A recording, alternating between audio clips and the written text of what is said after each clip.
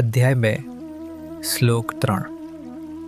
હે પાર્થ, આ પુરુષાર્થને વશ થવું તને શોભતું નથી.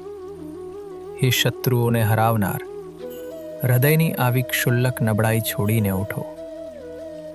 ડરપોકની નબળાઈ અને શિવનો સફળતાપૂર્વક સામનો કરનાર અર્જુનની હિંમત એ બંને ધ્રુવો લાંબી અને અલગ છે. ભગવાન અર્જુન પર આવેલી ક્ષણિક નબળાઈ માટે તેને ઠપકો આપે છે અને તેને ફરીથી સ્વસ્થ કરવાનો પ્રયાસ કરે છે. કૃષ્ણ ક્લૈબ્યમ સંસ્કૃત શબ્દનો ઉપયોગ કરે છે, જેનો અર્થ થાય છે વ્યક્તિનું એવું માનસિક વલણ જ્યારે એની પાસે નિરાશાની નરમ લાગણીઓ અનુભવવા પૂરતા સ્ત્રી જેવું હૃદય પણ નથી હોતું અને પુરુષ જેવા ઉત્સાહી હિંમત અનુભવવાની ક્ષમતા પણ નથી હોતી. તે અર્જુનને હૃદયની આ નબળાઈને છોડીને ઊભા થવા કહે છે.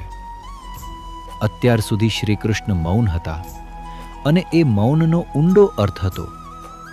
કરુણાથી ભરાયેલો અર્જુને યુદ્ધ ન કરવાનો નિર્ણય લીધો હતો અને તેના સમર્થનમાં દલીલો આપી રહ્યો હતો. ભગવાન જાણતા હતા કે પહેલા અર્જુન સાથે વિરોધાભાસ કરવાનો કોઈ ફાયદો નથી, પરંતુ તેની આંખોમાં હે આંસુ છે તે દર્શાવે છે કે તેની આંતરિક મૂંઝવણ પરાકાષ્ઠાએ પહોંચી ગઈ છે. ભગવાન કહે છે, તું ખૂબ વીર છે, તું ખૂબ ઉમદા છે, તું ખૂબ મહાન છે. આ વર્તન તને શોભતું નથી.